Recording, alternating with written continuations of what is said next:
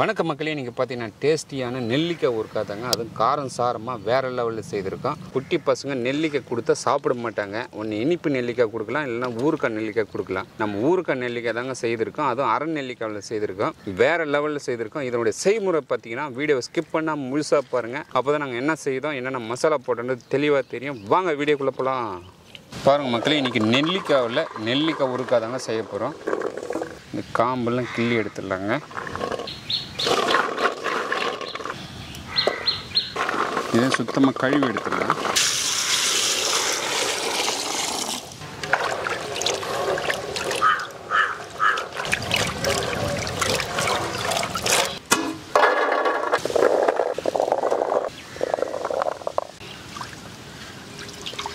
நெல்லிக்காய் வேக வச்சு இட்லி கொண்ட தண்ணி சேர்த்துக்கலாங்க.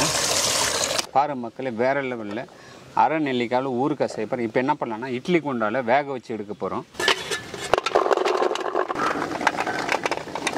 பாருங்கள் மக்களே, நெல்லிக்காய் வேக வச்சு எடுத்துக்கலாம். ஒரு 5 நிமிஷம் வெந்தால் போதுங்க. நெல்லிக்காய் அதிகமாக வேக தேவையில்லை.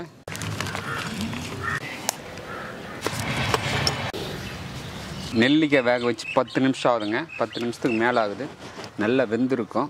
இந்த டைமில் இறக்கிடலாம்.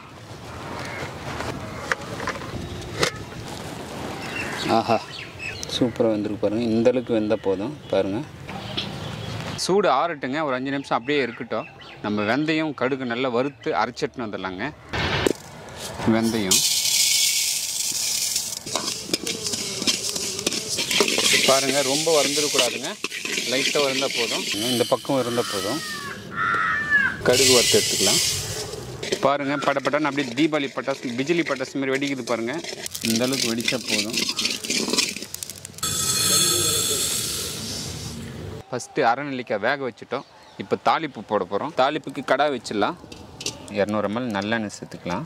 எவ்வளோ எண்ணெய் சேர்க்குறோமோ அந்தளவுக்கு நல்லா டேஸ்ட்டாக இருக்கும், கெடாதுங்க சீக்கிரமாக. பாருங்கள், எண்ணெய் நல்லா காஞ்சிடுச்சு. இந்த டைமில் கடுகு சேர்த்துக்கலாம். கடுகு நல்லா பொரிஞ்சு வந்ததும் நம்ம இறக்கி வச்சுட்டு மிளகாய்த்தூள் போட போகிறோம். அப்படியே போடாதீங்க, போட்டிங்கன்னா தீஞ்சு போயிடும்.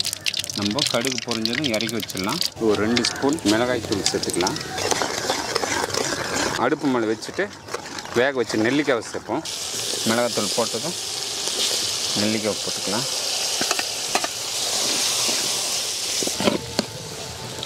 ஒரு 1/4 ஸ்பூன் பெருங்காயத்தூள் சேர்த்துக்கலாங்க.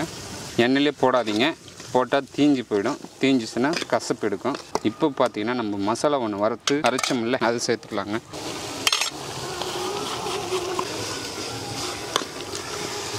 இப்போ உப்பு சேர்த்துக்கலாம்.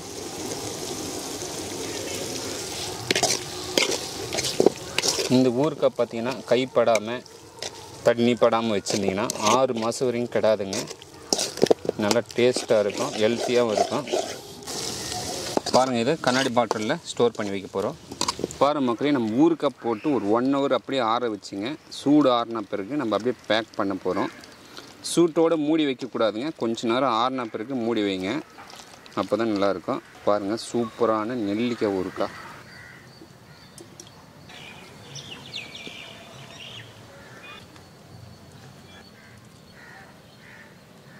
வாவ், சூப்பரான நெல்லிக்காய் ஊறுகாய் வேறு லெவலில் இருக்க. பாருங்கள் மக்களே, ஊறுகாவை நம்ம பேக் பண்ணுறதை பார்த்தீங்கன்னா கண்ணாடி டம்ளரோ இல்லை பீங்கன் டம்ளர் எடுத்துக்கணும். அதை நல்லா கழுவிட்டு ஒரு நாளுக்கு முன்னாடி நல்லா வெயிலில் வச்சுட்டு அப்படியே சுத்தமாக தொடச்சி எடுத்துகிட்டு பேக் பண்ணிங்கன்னா 6 மாதம் வரைக்கும் கெடாதுங்க. தம்பி, பேக் பண்ணிடலாமா? பேக் பண்ணி வைக்கலாமா? வா, அப்போ எடுத்து சாப்பிட வேண்டியதான். எடுத்து வை. இந்த ஊறுகாய் வந்து சாப்பிடக்கூடாது, சும்மா டேஸ்ட்டுக்காக. எப்படி மட்டும் சொல்லு மக்களுக்கு. நம்ம செய்த ஊறுகாய் நம்மளே கைப்பட மசாலா அரைச்சி சூப்பராக தாளிச்சிருக்கான். எப்படி இருக்கு மக்களே? இன்னைக்கு பார்த்தீங்கன்னா அண்ணன் வேற லெவலில் நெல்லிக்காயை வச்சு காரசாரமான ஊறுகாய் செய்து கொடுத்துருந்தாரு. வேற லெவல் டேஸ்ட்டில் பக்காவாக இருக்குது.